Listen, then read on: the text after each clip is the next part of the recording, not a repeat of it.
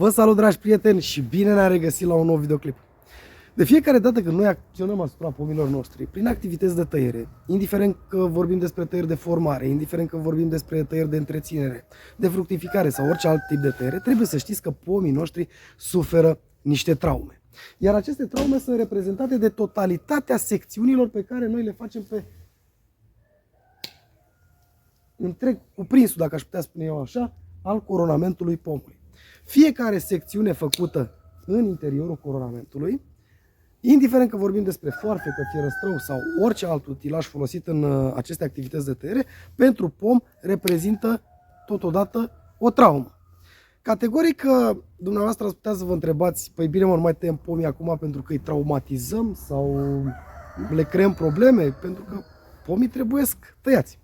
Ei bine, nu despre asta este vorba în acest material, pentru că, după cum v-am explicat în celelalte materiale, activitățile de tăiere, indiferent de natura acestora, aduc niște beneficii enorme pomilor noștri.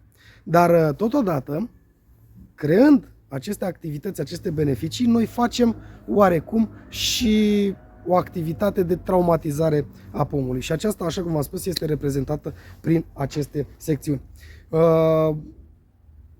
Beneficiile tăierilor pomilor sunt extraordinare. Fără a executa aceste tăieri, pomii noștri nu mai fructifică, se îmbolnăvesc și așa mai departe, dar vom discuta în alt material despre asta. În schimb, astăzi vreau să discutăm despre aceste traume.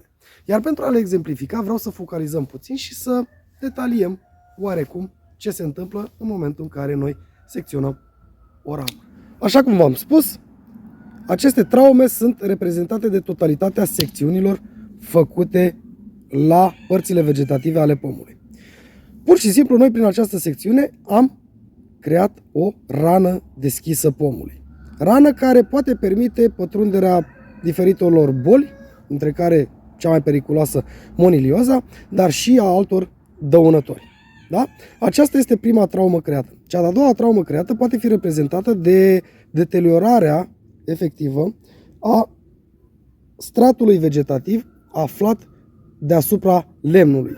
Încerc să folosesc un limbaj prin care poate să înțeleagă toată lumea. Exact cum vedeți aici, partea aceasta verde de sub coajă este stratul cambial, stratul vasule conductoare de sevă ale pomului. Ei, în momentul în care noi facem o secțiune, nu numai că creăm o rană deschisă, dar totodată putem să distrugem și acest strat cambial.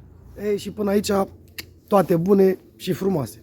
Facem tăieri pomilor noștri, sunt benefice, fără de ele nu pot să fructifice, nu se pot dezvolta, intră în periodicitate, nu vor fi niște pomi de calitate, dar totodată, făcând aceste lucruri benefice, noi creăm și niște traume prin aceste secțiuni pe care le facem. Ei bine, despre asta vreau să vorbesc în materialul de azi și să vă spun că aceste traume pot fi mai superficiale sau mai profunde. Și totul ține de dumneavoastră. Când tăieți și cum tăieți. Pentru că, după cum vedeți, suntem în ianuarie 2023. Este foarte cald afară și cu toții suntem împinși să mergem în grădină și să ne apucăm de treabă. Pentru că asta e natura noastră a omului, să facem treabă, să muncim și să ne bucurăm de roadele pe care le-a lăsat Dumnezeu aici și să avem grijă de ele. Dar acest lucru poate influența negativ în buna dezvoltare a pomului, tocmai prin aceste traume pe care le facem. Și de aici și titlul materialului, greșeala pe care o facem. În momentul în care mergem să lucrăm în livadă, noi trebuie să ținem cont de niște anumiți factori de mediu. Pentru că toți pomii trebuiesc toaletați, în principiu, atunci când ei sunt într-o stare latentă. Și anume în repausul vegetativ. Pentru că atunci nu mai circulă atât de puternic ca în sezonul vegetativ, iar pomul, prin anumite tăieri, nu înțelege că el trebuie să facă un anumit lucru și astfel noi putem să intervenim în coronament. Și de aici intervin aceste răni. Ei bine, primul lucru despre care doresc să-l discutăm, și aici este greșeala cea mai mare, noi nu trebuie să tăiem pomii fructiferi la temperaturi mai joase de minus 7, minus 8 grade. De ce spun acest lucru? Pentru că în momentul în care noi venim și secționăm această ramură, nemai fiind o sevă atât de puternică, prezența sevii nemai fiind atât de abundentă în această ramură, la o temperatură de obicei mai jos de minus 5, minus 6 grade, aceste ramuri devin foarte rigide. Acum, după cum le vedeți, ele sunt elastice. Luați un surțure de gheață, luați o bucată de gheață și încercați să o tăiați. Ce se întâmplă? Se zdrobește. În momentul în care se va zdrobi, în această zonă va apărea o traumă mult mai profundă, mult mai mare. Și dumneavoastră, dacă faceți o tăiere, de exemplu, cum vedeți acest mugure, orientată, o tăiere de formare, ca acest mugure să meargă într-o direcție în care doriți dumneavoastră în primăvară, din cauza că ea a fost înghețată, trauma va fi profundă și ea se va usca până undeva în această zonă și va pleca mugurele acestea de aici și se va duce într-o direcție total opusă unde ați vrut dumneavoastră și la anul va trebui să vei reveni și să efectuați altă tăiere pentru a duce în zona în care o doriți. Și tocmai de aceea, greșeala cea mai mare pe care o fac foarte mulți oameni, merg și toaletează pomii pe niște geruri din astea mai mari. Și sfatul meu este ca nu la minus 5 grade, în general la temperaturi de la minus 2 grade încolo, să nu mergeți să faceți tăieri la pomii fructiferi. Indicat ar fi de la 0 grade. Acum, dumneavoastră ați venit și ați spune, păi stai că sezonul de tăiere începe toamna, se termină primăvara. După cum bine știți, sunt foarte multe specii de pomi, nu o să intru în detalii acum și fiecare are particularitățile ei. Dar, în general, nu contează când tăiem pomii, atâta timp cât ei sunt în repausul vegetativ. Aș putea spune că de la sfârșitul lunii noiembrie până la începutul lunii martie, 10-15 martie, în funcție de zonă, de climă, de expoziție, de altitudine, am mai discutat despre asta, dumneavoastră puteți să executați tăieri la pomii fructiferi. Chiar și acum, pe 10 ianuarie, puteți să executați tăieri la pomii fructiferi, dar dumneavoastră trebuie să urmăriți oarecum prognoza meteo. Nu mergeți în grădină în momentul în care sunt temperaturi negative și nu mergeți în grădină dacă azi sunt temperaturi pozitive și mâine sunt temperaturi, vin dintr-o dată, acum cum s-a schimbat clima, de minus 7, minus 8 grade, mâine vor fi temperaturile astea sau noaptea și dumneavoastră tăiați pe minus 1 sau temperaturi pozitive pe zi. Urmăriți oarecum prognoza meteo. Și dacă vedeți că 2-3 zile este în regulă și temperaturile sunt pozitive, atunci puteți să mergeți să tăiați pomii dumneavoastră indiferent de perioada din calendar, atâta timp cât vă încadrați în acest repaus vegetativ al pomului. Sunt anumite specii la care nu se fac aceste tăieri și dintre care aș reaminti caisul, migdalul, piersicul și așa mai departe. Aceia sunt indicați să fie tăiați în primăvara în floare sau după ce fructifică, dar vom detalia în alt material. Și aici sper că am răspuns la întrebarea foarte mare și foarte des întâlnită. Când tăiem pomii fructiferi, chiar dacă eu vă vorbeam despre această greșeală. Cea de-a doua greșeală foarte mare care este făcută în tăierea pomilor fructiferi are legătură cu tipul tăierilor în funcție de speciile pe care le facem.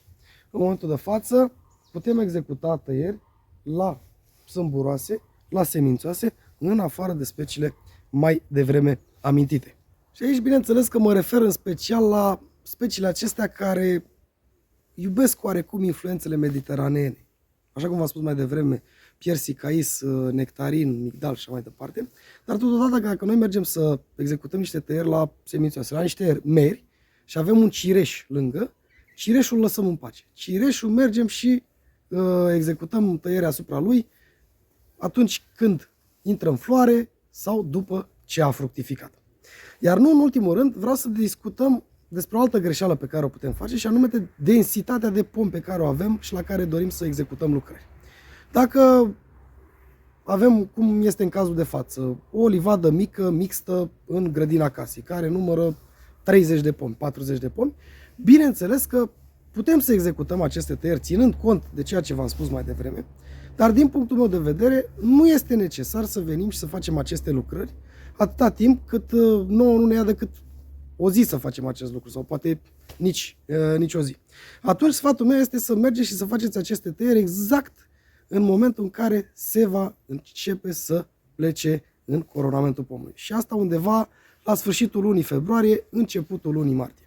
Pentru că neavând un volum foarte mare de muncă, dumneavoastră puteți pur și simplu să protejați oarecum pomul și aceste traume să fie unele mai superficiale, pentru că imediat seva va începe să intre în coronamentul pomului, rănile acelea vor fi calusate, probabilitatea ca niște geruri târzii să vină sunt mai mici și dacă vin nu vor ține foarte mult, iar în momentul în care noi facem aceste lucrări de tăiere, facem acele secțiuni și venim și tratăm și pomii cu ceva pentru a veni în sprijinul vindecării acestor traume, atunci totul este minunat.